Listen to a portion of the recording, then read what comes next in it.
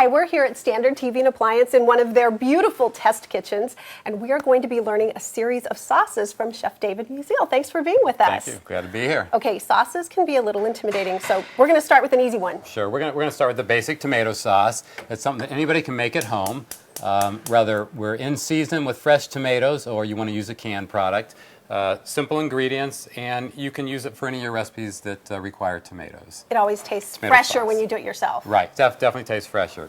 So first thing we're doing is we're going to get our pan heated up and get some oil in there. And you said no need to use a nonstick pan for this? We don't need a non-stick pan for this because we're just going to be simmering. Gotcha. All So right. as soon as the pan comes up to temperature, then we're going to go ahead and add onions, and we're going to add some celery and some carrots. Which are the basics for most everything, right? Definitely the basic. All right, there goes the onions. All right, and next is going to be some carrot and celery. About how much? A couple tablespoons of each, and the onions probably about a half a cup. All right. So what we want is we want to sweat these vegetables down, and what that is that's what cooks on TV do when they've never been on TV before. No, actually what it is, it's going to release the moisture, and it's going to soften the vegetables. You certainly don't want it to get brown in any way, No, right? we're not looking to brown Okay. on this, so we're just going to bring it up hot enough. So you'll get a little bit of sizzle, and then once you get that, then you want to turn it down just a little bit. And then we're going to let them sweat for probably anywhere from about 5 to 7 minutes. Okay. Okay, these vegetables are all sweated out now. They are. You can see that the onions and the celery look a little translucent, and so a lot of the moisture is coming out, and they've softened up. All right. All right, so the next thing we're going to do is we're going to add the garlic, and the thing that's really important with garlic is you don't want to add it in with everything else early because it burns really easily. So Right. we just want to get it in there, let it get a little aromatic. Oh, yeah. Yeah, can we start to can smell smell it. that now. Yeah, it Yeah. smells great. Yeah. It does. So we're just going to do it for just about a minute, just to get some color and some of the aroma. And then after that, we're going to go ahead and we're going to be adding the tomatoes, and then we're going to add a bay leaf. Okay, so now you're about to add the tomatoes, Yeah, we're going to add the tomatoes. and these are just canned whole tomatoes. Yeah, they are. Now, if you can, the best ones to buy, they're called San Marzano, and they're from Italy, and they're a really good plum tomato. They have a lot of meat to them, so they create a really nice thick sauce. If it's summertime and you have your own tomatoes, those even work wonderful too. So then we're going to add our bay leaf in there, and we're going to add a pinch of salt. Don't forget the salt, right? Don't forget the salt. And a lot of times I do. Salt actually brings out a lot of flavor in tomatoes. And then we're also adding a little bit of pepper. So what we're going Alright. to do is we're going to just give that a stir. We're going to bring that up to a simmer. Now, do you smush down the tomatoes, or can you Yeah, wait just- until they get nice and warm? They'll get soft, but if they seem a little firm, you can. But they're going to be in here for about 30 to 45 minutes, so they will definitely soften up quite a bit on their own.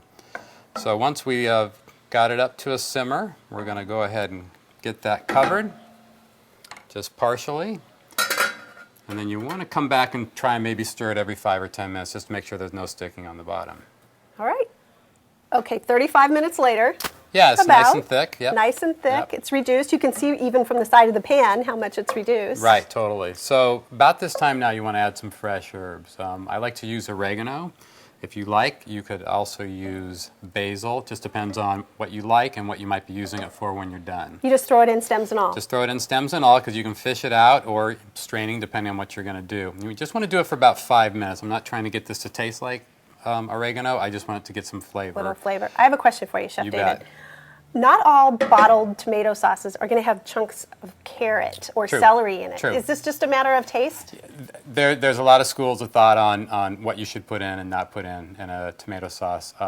For myself, I like it. The carrot adds some sweetness. The celery adds a little bit of vegetable flavor. So it just makes it a richer chicken or tomato sauce. So if you wanted you could strain this, you could make it thinner so the kids can't see the vegetables in there? Absolutely. I mean, you have the choice of if you wanted to keep the carrot and celery in, you could put this in a food processor and you could get it all out, or you could put it through a food mill. That'll leave back some of the big chunks, but it'll let through a lot and it'll make a real nice product. Gotcha. And this isn't just for spaghetti.